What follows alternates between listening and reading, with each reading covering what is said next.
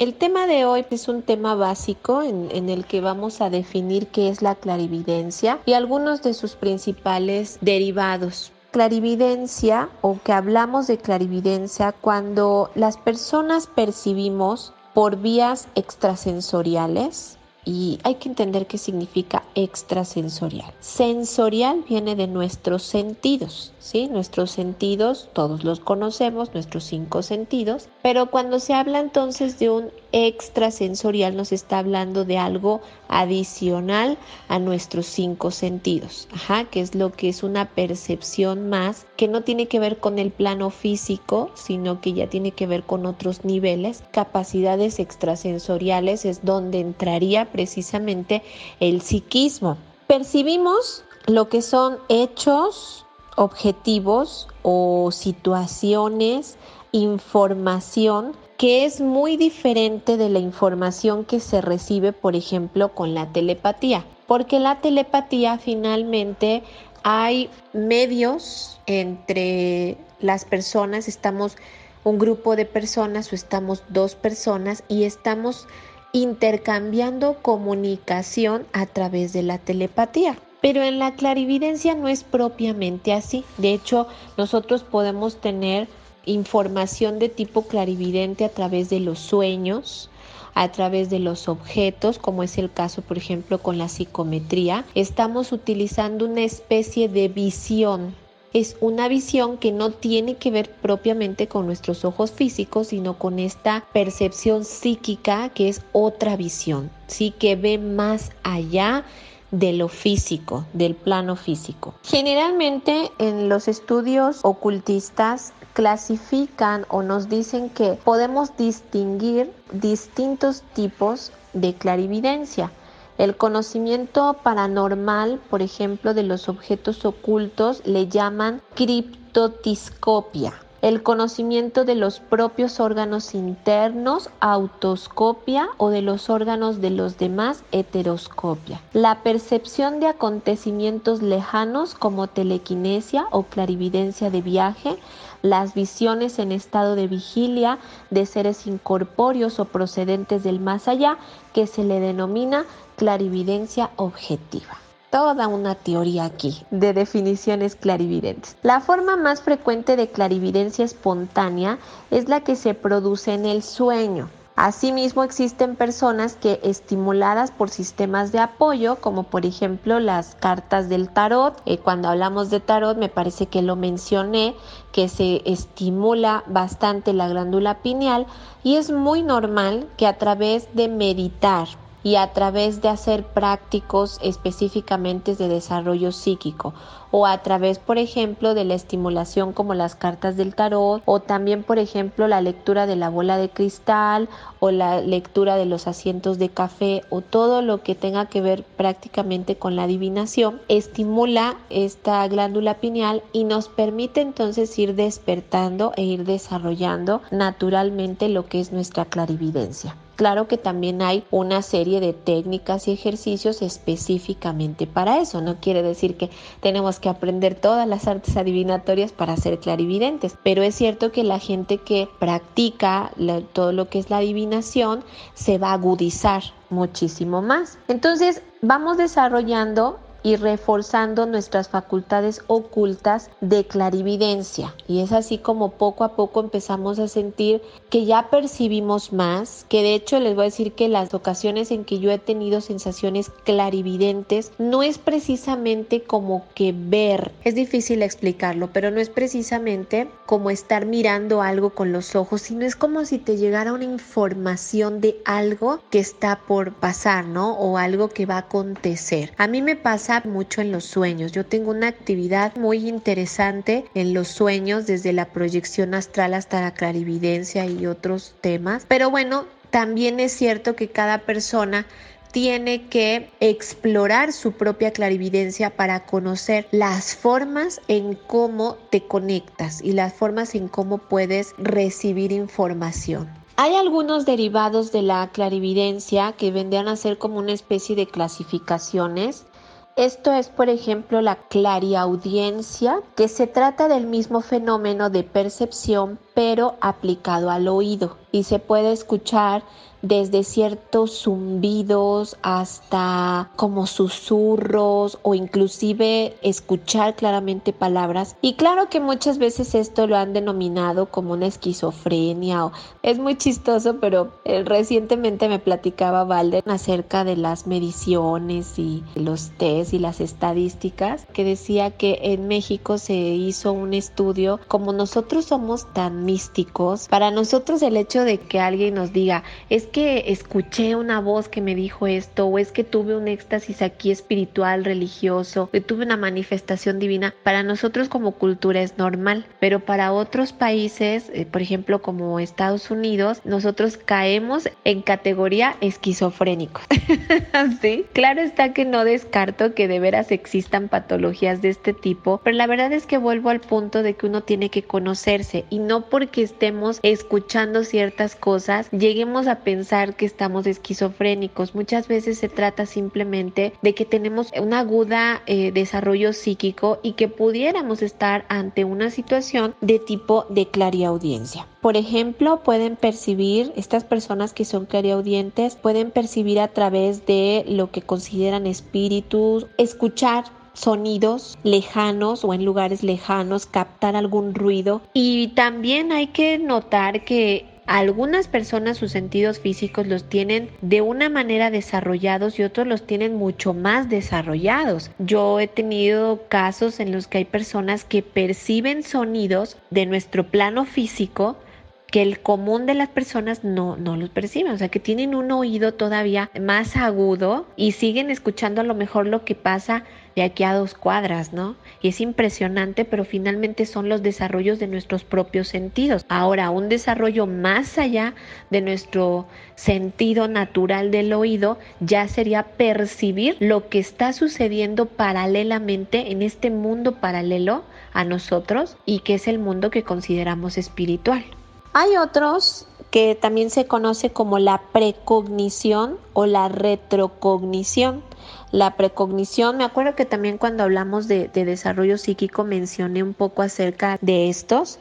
Por ejemplo, en el caso de la precognición, nos está hablando de que aquí claramente el tiempo no es nada. De hecho, a nivel clarividencia, el tiempo no existe. El tiempo que nosotros vemos aquí en el físico es un tiempo tridimensional. El tiempo, aquí en este caso la precognición como tal no existe y las personas entonces acceden a información de eventos que pudieran llegarse a denominar como eventos futuros, cosas que están por suceder. De hecho, precisamente en mi caso particular, en los sueños, yo lo que sueño son precogniciones, cosas, situaciones que están por acontecer y a veces esas situaciones se pueden llegar a presentar en 3 meses, en 6 meses o hasta en un año. Estoy accediendo a esa información, pero muy lejos de lo que es el tiempo tridimensional que aquí conocemos. Podemos percibir un acontecimiento, sentirlo también de una manera presente y saber como tal la información. También se puede ver sobre sueños o se pueden tener visiones en estado de vigilia o teniendo voces interiores, que es lo que yo llamo como intuición, y darnos como tal la información. A veces a mí me pasa que yo estoy viendo una carta natal y empiezo a conectarme con los códigos, con esa información y parece que estoy viendo la persona, pero un retrato. Me llega inclusive información que no precisamente está en la carta y esto también lo experimentan algunas personas que leen el tarot. A veces dicen, estoy leyendo los arcanos y estoy leyendo las definiciones, pero me llega más información.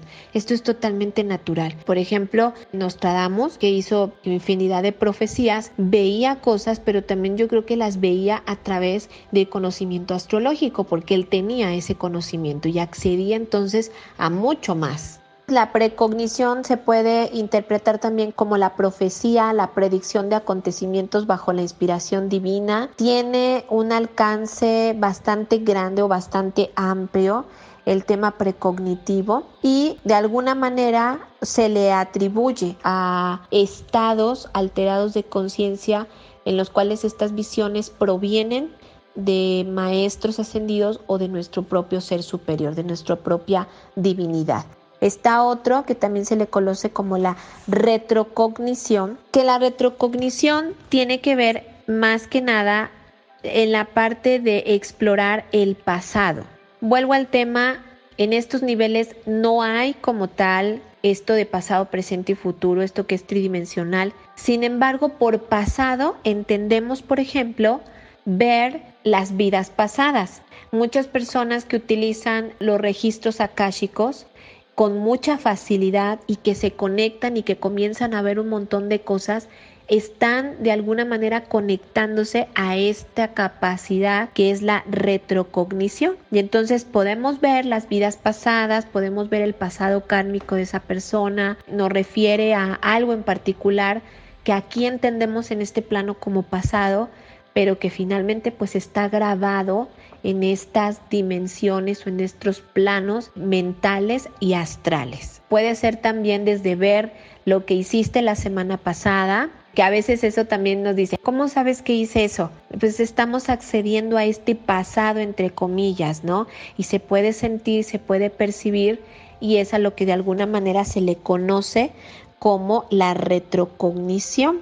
Déjenme decirles que el desarrollo psíquico es fundamental entrenarlo para ser excelentes terapeutas. Si bien es cierto que las terapias, todas las terapias que se manejan ahora holísticas, sus métodos son muy buenos y son infalibles, imagínate cuando accedes a más información de la persona, puedes todavía orientar y ayudar muchísimo más y no estás tan limitado en la parte de solamente ver o solamente acceder hacia lo que la herramienta de trabajo te permite, sino ir más allá. Nosotros, por ejemplo, en registros internos de Dios, cuando hacemos una sanación de nudos kármicos, es, infalible el hecho de que tú activas a través de la lectura del aura de la persona, identificas los nudos, pero además también ves, en mi caso, yo empiezo a ver ¿por qué esta persona tiene este nudo? Me pasó, por ejemplo, haciendo una prueba en un curso que dimos. Hicimos una prueba de cómo era la técnica de identificar los nudos kármicos. Y claro, tú identificas a través de los chakras de las manos, puedes identificar totalmente y claramente dónde está el nudo. Pero cuando yo coloqué las manos entonces en el nudo, comencé a ver la vida pasada de esta persona. Había tenido una situación de un accidente en donde le habían amputado la pierna y comencé a darle toda la información. La persona se conectó con esa información, la reconoció, identificó más cosas que somatizaba en esta vida y que venían de esas vidas pasadas, y fue una sanación pero maravillosa, porque ya entonces ahí, a través de la técnica de los registros internos y a través de la sanación que se le estaba dando, se sana hasta la vida pasada, ¿no? Se sana hasta el recuerdo, se sana en este momento, se sana en el momento pasado. Realmente desarrollar y afinar el desarrollo psíquico es algo que todos los terapeutas deberían de tomar en cuenta, porque ayuda bastante a la hora de hacer las terapias, las distintas terapias. La lectura del aura, pues finalmente nuestro halo luminoso, que yo creo que aquí me imagino que todos saben que tenemos alrededor un halo que tiene sus capas y que está ligado también a los chakras, tiene información, ¿verdad? Y el hecho de que nosotros podamos hacer un barrido o podamos simplemente acercarnos a la persona, a veces inclusive abrazas a la persona y te está recibiendo información, entonces estamos haciendo uso de la clarividencia. Todas estas formas que les acabo de mencionar, estamos haciendo uso de la clarividencia, y hay, por ejemplo, personas que llegan a captar los colores de las capas áuricas más próximas a las personas, y de hecho ya hay libros que hablan acerca de que cada color nos está hablando de una vibración y de un estado de conciencia, de cómo se encuentra esa persona.